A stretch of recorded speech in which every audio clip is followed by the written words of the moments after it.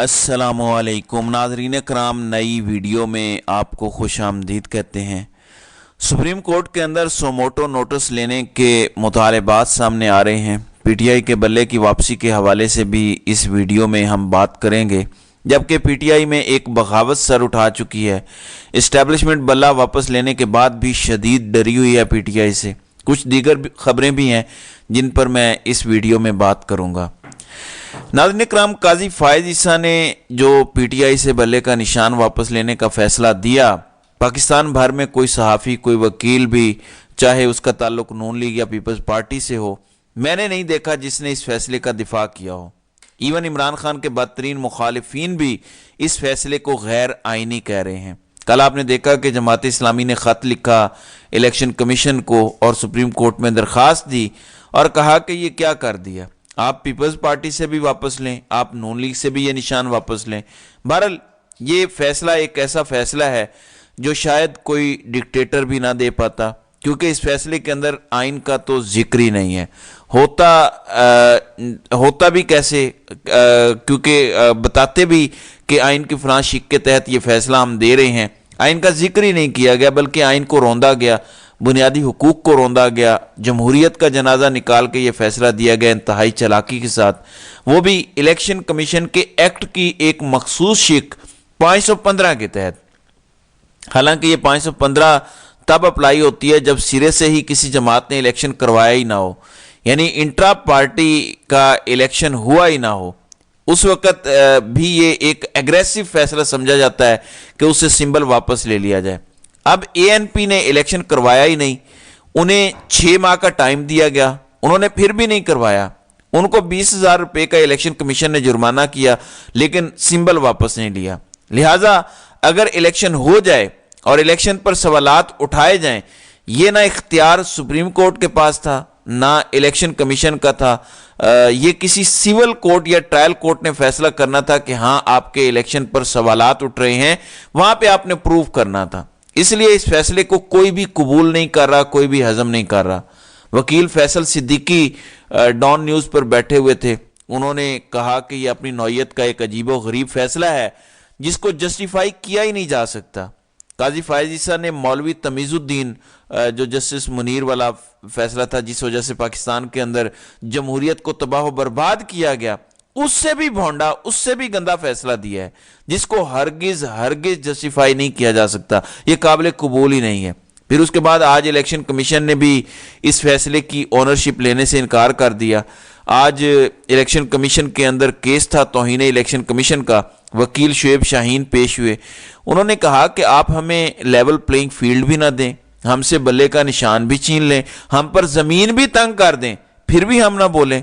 تو نثار درانی اور باقی جتنے الیکشن کمیشن کے ممبران تھے، انہوں نے کہا کہ ہم نے آپ سے بلہ واپس نہیں لیا، سپریم کورٹ نے لیا ہے۔ یعنی الیکشن کمیشن بھی اس کی اونرشپ لینے کو تیار نہیں ہے۔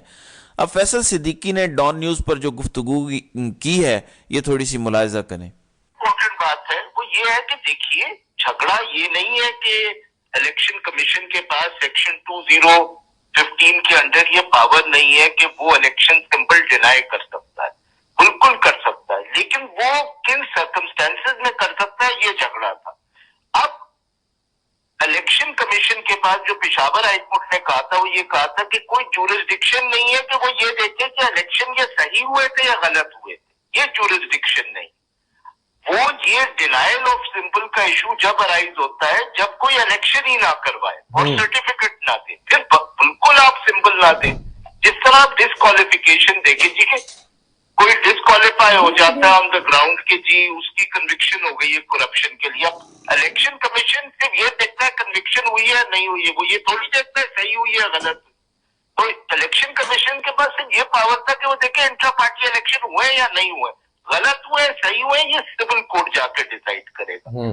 دیکھیے اس ججمنٹ میں مین مسئلہ یہ ہے کہ پورا ججمنٹ بیسڈ ہے ہائپر ٹیکنیکلٹیز کے اوپر، اور مجھے بڑے دکھ کے ساتھ یہ کہنا پڑتا ہے کہ اس میں بڑی ریزمبلنس ہے ود تمیز الدین کیس۔ تمیز الدین کیس میں بھی جسٹس منیر نے ایک ہائپر ٹیکنیکلٹی پہ کہ گورنر جنرل نے اسینٹ نہیں دی تھی اس قانون پہ جس کے انڈر یہ کیس فائل ہوا ہے، اس ملک کی ڈیموکریٹک तारीख जो है उसको तबाह कर दिया। और ये भी फैसला उसी तरह है, ये अगर रह गया हमारी जजमेंट बुक्स में तो ये सिर्फ तबाही है।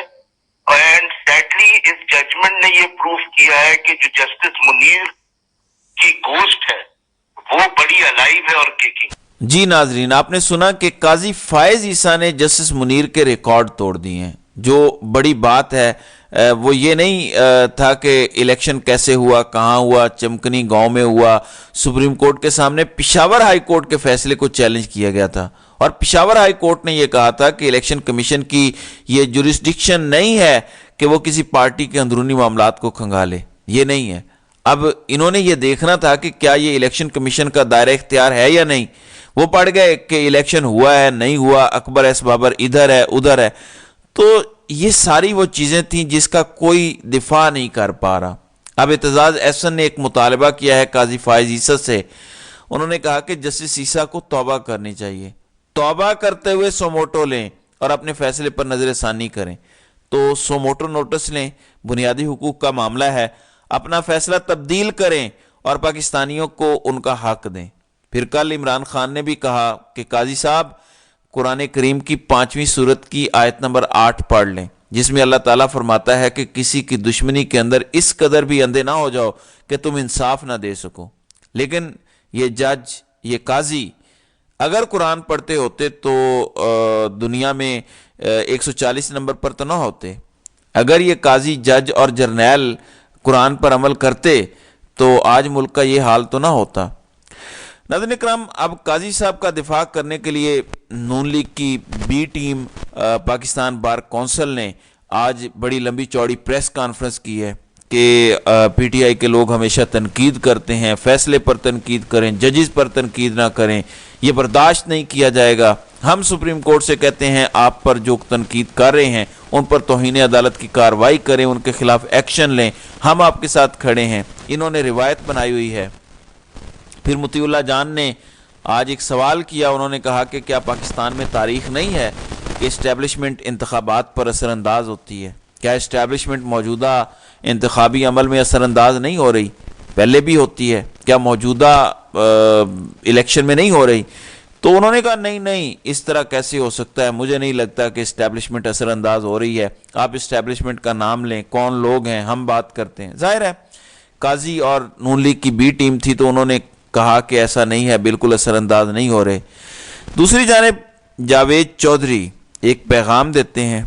ये ताकतवर हलकों के एजेंट हैं, इस्टेब्लिशमेंट के टाउट हैं।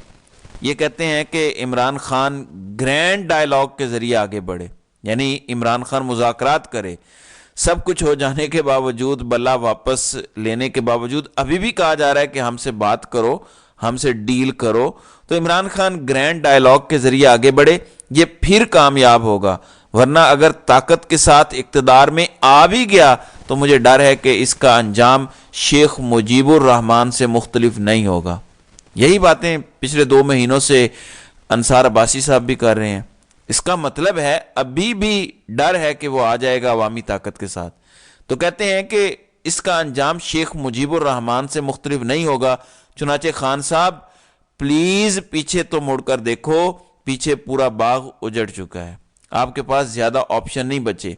ये जावेद चौधरी साहब फरमा रहे हैं। दूसरी जानिब शेर अफजल मरवत और रऊफ हसन के दरमियान काफ़ी तलख जुमलों का तबादला हुआ।